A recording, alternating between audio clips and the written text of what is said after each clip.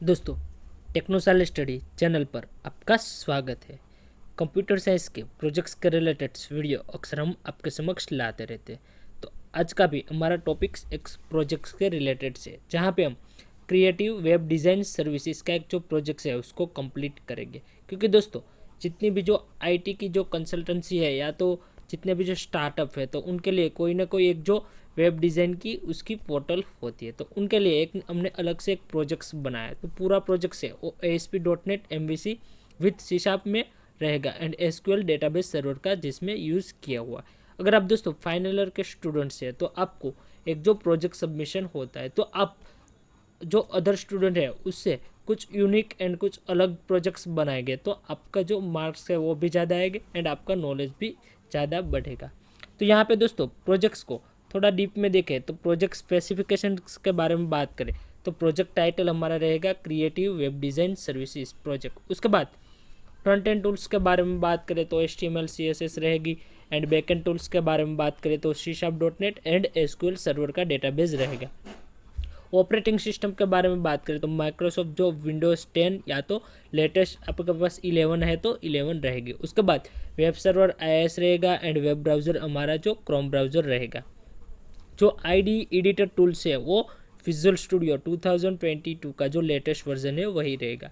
Hardware tools के बारे में दोस्तों बात करें तो 64 बिट मिनिमम प्रोसेसर होना चाहिए एंड जो 4 GB रैम आपके जो सॉफ्टवेयर है उसके अंदर होनी चाहिए। उसके अलावा थोड़ा जो कंटेंट के बारे में बात करें तो कोई भी प्रोजेक्ट्स हो तो दोस्तों फर्स्ट ऑफ ऑल प्रोजेक्ट्स का इंट्रोडक्शन है वो इम्पोर्टेंस होता है। उसके अलावा जो SDLC मॉड्यूल जो सॉफ्टवेयर जो डेवलपमेंट लाइफ साइकिल की जो 4th मॉड्यूल है, जिसमें फर्स्ट वन वाटरफॉल है, उसके बाद स्पाइरल है, इटरेटिव है एंड V टाइप है। उसके अलावा कितनी जो सॉफ्टवेयर की रिक्वायरमेंट है, उसके अलावा अगर आप कोई प्रोजेक्ट्स डेमो के लिए डाउनलोड कर रहे हैं तो प्रोजेक्ट्स को कैसे डाउनलोड करना है सही तरीके से, उसके अलावा जो प्रोजेक्ट्स को कैसे रन करना है, तो सारी डिटेल्स पे हम बात करेंगे एंड जो कंक्लूजन है प्रोजेक्ट्स का उस पर भी हम बात करेंगे। तो दोस्तों यहाँ पे देखिए कि स्पाइरल मॉड्यूल का आप ग्राफ देख सकते हो कि ये जो पूरा प्रोजेक्ट्स है वो स्पाइरल मॉड्यूल पे डिपेंडेंट है, उसी की तरह वर्क करता है। क्योंकि स्पाइरल मॉड्यूल एक सर्कल की तरह वर्क करता है, जहाँ से हम यूज़र से जो रिव्यू लेते हैं उसके बाद उस पर काम करते हैं, उसके बाद अगेन जो यूज़र्स ये रिव्यू लेते हैं और उसमें कुछ चेंजेस हो तो चेंजेस करता है। तो ऐसे एक पूरी जो साइकिल है तो उसको हम स्पाइरल मॉड्यूल है वो कहेंगे। उनका जो SDLC के जो 7 फेजेस है उनको फॉलो करके जाना है, जिसमें रिक्वायरमेंट गैदरिंग, उसके बाद एनालिसिस है, प्लानिंग है, जो कोडिंग है, डिज़ाइनिंग है, टेस्टिंग है, इम्प्लीमेंटेशन है। तो जो सारे जो 7 फेज है उसको फॉलो करना पड़ेगा। चलते हैं अपने विजुअल स्टूडियो पे एंड प्रोजेक्ट्स को डिटेल में देखते हैं। दोस्तों विजुअल स्टूडियो में मैंने ऑलरेडी यहाँ पे देखा कि प्रोजेक्ट्स को ओपन कर रखा है। यहाँ पे आप सॉल्यूशन एक्सप्लोरर पे देख सकते हैं कि यहाँ पे जो web design services .mvc projects है हमारा। अगर दोस्तों इस प्रोजेक्ट्स को आप डाउनलोड करना चाहते हैं तो आपको वीडियो के डिस्क्रिप्शन में लिंक मिल जाएगी, वहाँ से आप प्रोजेक्ट्स को डाउनलोड कर सकते हैं एंड उसको ओपन करके रन कर सकते हैं। दोस्तों दो तरीके से आप ओपन कर सकते हैं, या तो आप डायरेक्टली जो .sln वाली फाइल होगी उस पर डबल क्लिक करेंगे, या तो आप फाइल मेनू में जाके ओपन पे जाके वेबसाइट को सिलेक्ट करेंगे एंड वहाँ पे ये वाले जो प्रोजेक्ट्स को चूज़ करेंगे और प्रोजेक्ट्स को ओपन करेंगे। दोस्तों जैसे ही प्रोजेक्ट्स ओपन हो जाए तो आपको सर्वर एक्सप्लोरर ओपन कर लेना है एंड आपको जो सर्वर एक्सप्लोरर है, सॉल्यूशन एक्सप्लोरर है, उनको ओपन कर लेना है। जो सर्वर एक्सप्लोरर है वहाँ पे आपकी जो डेटाबेस के रिलेटेड जो टेबल है, डेटाबेस के रिलेटेड जितनी भी जो फील्ड्स है वो सारी आपको सर्वर एक्सप्लोरर में मिलेगी। उसके बाद अगर प्रोजेक्ट्स के रिलेटेड जितनी भी जो फाइल्स अवेलेबल है तो वो सारी है वो आपको सॉल्यूशन एक्सप्लोरर के अंदर मिलेगी। यहाँ पे आप देख सकते हैं कि जो सॉल्यूशन एक्सप्लोरर है उसमें जो फर्स्ट फाइल है वो प्रॉपर्टीज़ की है, जहाँ पे जो प्रोजेक्ट्स की जो प्रॉपर्टीज़ है वो सेट है। उसके अलावा रेफरेंसेस की फाइल है, जहाँ पे हमने रेफरेंस फाइल ऐड की है तो उसका डेटा वहाँ पे मिल जाएगा। उसके बाद इंपॉर्टेंस फोल्डर को देखें तो एक रहता है जो app_data, जहाँ पे हमारी जो डेटाबेस की जो फाइल है .mdf फाइल वो अवेलेबल है। उसके बाद ये app_start फोल्डर, यानी कि जो राउट कन्फिग की फाइल, जहाँ पे हमने सेटस फाइल को सेट की है। उसके अलावा कंटेंट फाइल होती है, जहाँ पे हमारी इमेजेस है, फॉन्ट्स की फाइल है, जावास्क्रिप्ट की फाइल है, उसके अलावा जो CSS की फाइल है तो वहाँ पे अवेलेबल रहती है कंटेंट नाम पे फोल्डर में। उसके बाद कंट्रोलर है, तो यहाँ पे हमारा जो होम कंट्रोलर है वो हमारा मेन कंट्रोलर, जहाँ पे हमारी जो जितनी भी जो मेथड्स है, जितनी जो मेनूस है, उसकी गेट मेथड हो या चाहे पुट मेथड हो या पोस्ट मेथड हो, तो सारी मेथड है वो हमारे जो होम कंट्रोलर के अंदर अवेलेबल है। यहाँ पे आप देख सकते हैं कि होम कंट्रोलर है। और यहाँ पे हमने कुछ जो हेडर फाइल्स ऐड किए, क्योंकि यहाँ पे हमने ADO.NET डेटा मॉडल का यूज़ किया, तो यहाँ पे देखिए मॉडल को हमने ऐड किया है। उसके बाद मेथड के बारे में देखें तो यहाँ पे जो ये सारी जो आप देख रहे हैं वो गेट मेथड है, जिसमें इंडेक्स है, अबाउट है, सर्विसेज है, कॉन्टैक्ट है, उसके अलावा रजिस्ट्रेशन है, लॉगिन है। पोस्ट मेथड के बारे में दोस्तों बात करें तो यहाँ पे रजिस्ट्रेशन है, जहाँ पे हमने इंसर्ट का जो फंक्शन कराया है, जहाँ पे सेव चेंज फंक्शन का हमने यूज़ किया है।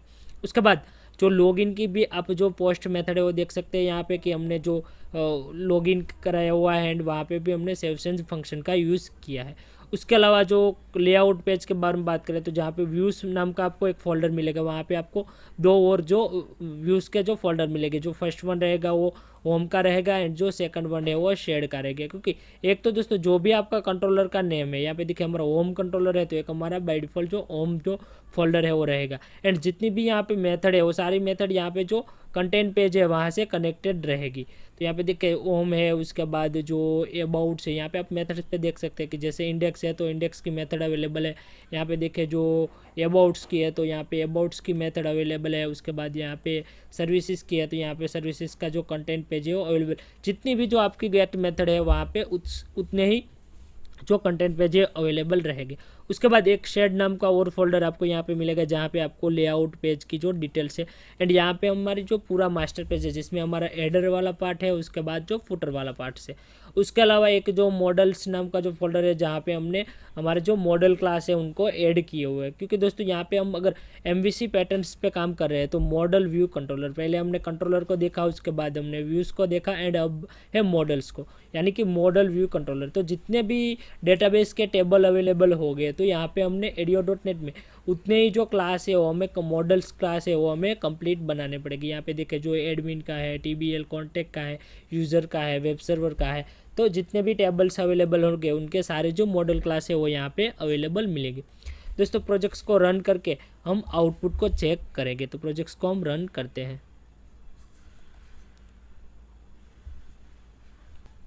यहाँ पे देखिए दोस्तों जैसे हम प्रोजेक्ट्स को रन करते हैं तो ऐसा पूरा जो इंटरफेस है वो हमारे सामने शो हो जाएगा। यहाँ पे लोगो दिखेगा आपको वेब सर्विसेज का। उसके बाद मेनूज़ के बारे में बात करें तो यहाँ पे होम है, अबाउट है, सर्विसेज है, कॉन्टैक्ट है, रजिस्ट्रेशन है, लॉगिन के एंड उसके बाद यहाँ पे एक सर्च का बॉक्स दिया गया है। बैनर में देखें तो यहाँ पे स्टाइलिश क्रिएटिव डिज़ाइंस, यानी कि कोई अगर स्टार्टअप है या तो कोई मतलब स्मॉल जो बिजनेस कंपनी है, जो IT के रिलेटेड कंपनी हो, तो वेब सर्विसेज का जो काम कर रही हो, तो उसके लिए हमने एक वेब एप्लीकेशन प्रोजेक्ट कंप्लीट किया है। यहाँ पे स्क्रॉल करते हैं तो यहाँ पे टेक्स्ट आ जाता है, welcome to our web design services. उसके अलावा फुटर साइड को आप देख सकते हैं, यहाँ पे हमने कंटेंट लिखी हुई है कि वेब सर्विसेज के जो एडवांटेजेस है। उसके बाद यूज़फुल लिंक्स है वो दी गई है, जहाँ पे अबाउट्स की है, जो पोस्ट की है, उसके अलावा जो प्लान्स की है, सर्विसेज की है, कॉन्टेक्ट की है।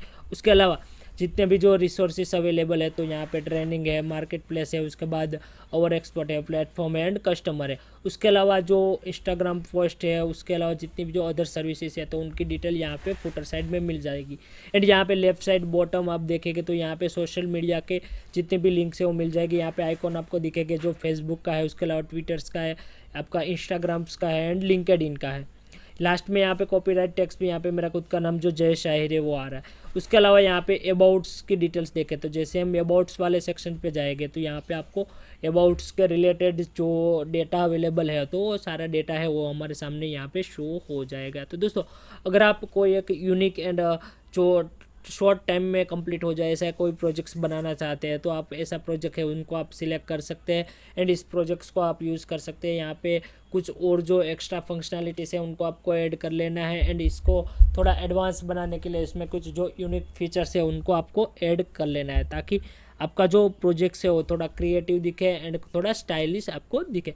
उसके अलावा यहाँ पे स्लाइडर है, तो जैसे मूवमेंट वाला स्लाइडर है वो आप यहाँ पे लगा सकते हैं। उसके अलावा यहाँ पे जो सर्च बार है वहाँ पे आप जो भी सर्च कराना चाहते हैं तो उनके रिलेटेड जो डेटा है वो आपको यहाँ पे जो पेज है वो कराना पड़ेगा। उसके अलावा अदर मेनूज के बारे में बात करें तो सर्विसेज का है, जैसे आप सर्विसेज वाले मेनू पे जाते हैं तो आपकी प्रोजेक्ट्स की जो सर्विसेज है वो आपके सामने शो हो जाएगी।